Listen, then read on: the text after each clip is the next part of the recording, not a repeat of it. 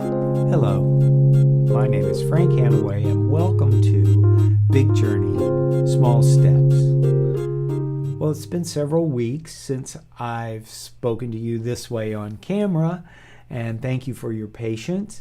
There are just some times I don't have anything to say, and I just wasn't in a place where I wanted to manufacture a video, so I thought I would wait a little while and then give you an update. Actually, things are changing now very slowly. My mother is contented where she is. She seems to be happy. She's certainly well taken care of. She's gone to Bible study for the last 3 weeks. She went and had her hair done. My dear friend Janet, who is caretaker, is able to take her to do those things. I can't trust myself that I can maintain her weight if she drops on me, which she's done a number of times.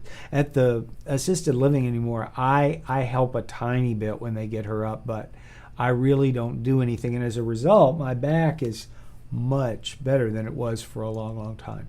But anyway, she's doing very well. And, her memory is slipping more and more. She asked me today, who was my mother? And I said, well, you're my mother. And she said, oh, really? That's what she always says. Oh, really? And I said, yes, really? And she said, well, who was your father? And I said, well, his name was Frank, just like mine. You were married to him.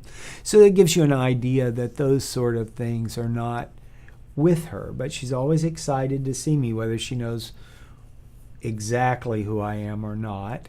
And that's fine. She's not playing the piano anymore. It just sort of fell away, sort of naturally. She doesn't talk about it or worry about it. I go sometimes and play and we sing, and especially sometimes on Sundays we sing hymns. So something that's going to sound serious initially has really turned into something sort of comical. I'm going to share it with you.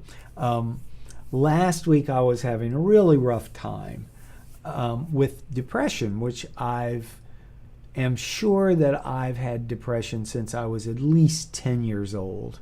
Probably right as my body started to go into puberty is when I became the most aware of it. So I know by the time I was going into 6th grade, but I think I would have been 11 then. But anyway, so I know that's there.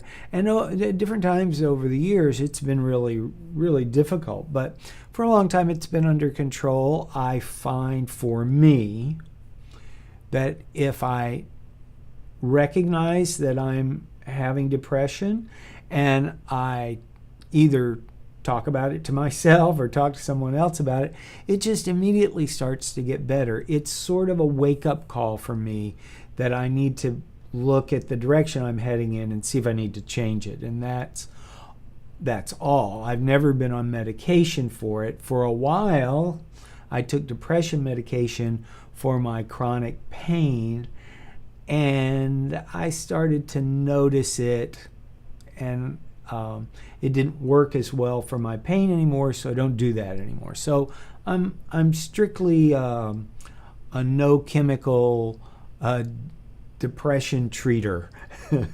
So anyway, I had a really rough day. I just barely could put one foot in front of the other, which is how it affects me. I just have a loss of energy.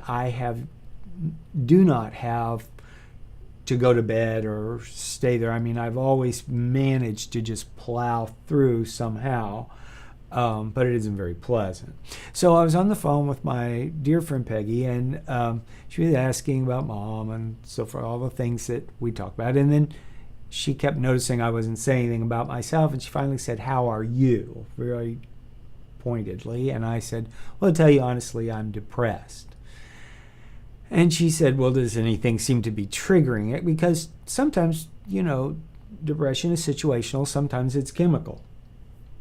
And I said, well, I'm just having a really hard time getting back into the swing of life. And since I have more time on my hands, I'm not under siege 24 hours a day like I was for a long time.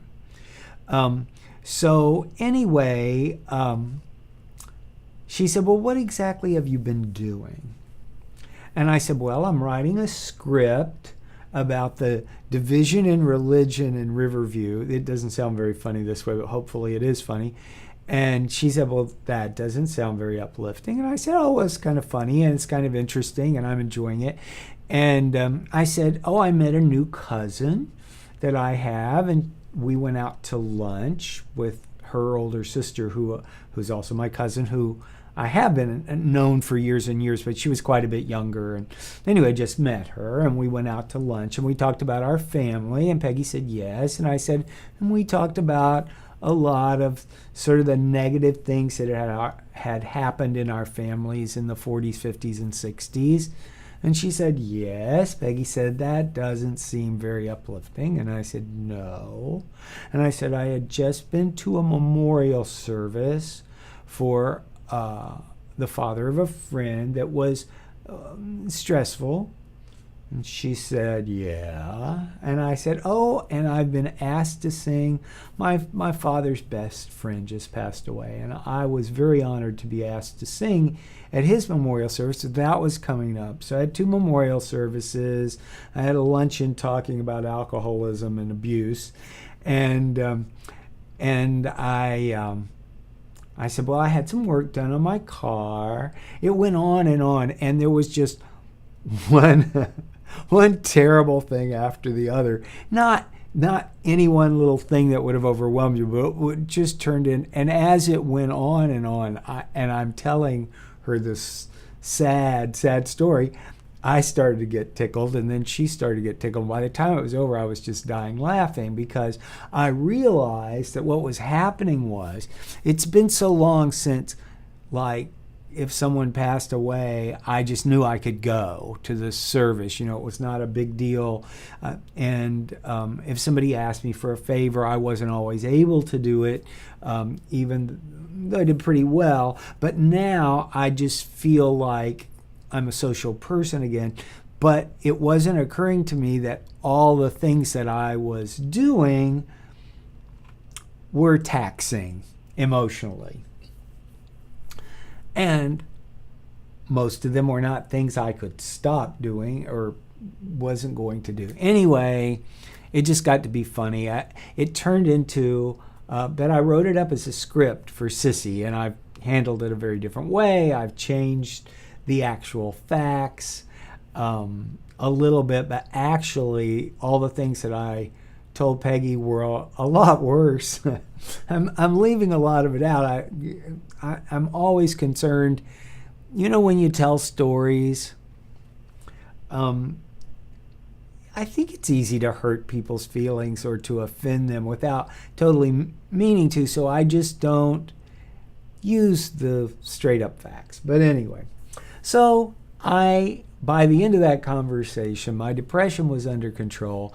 I started paying attention to what I was doing, taking a little more time here, a little more time there.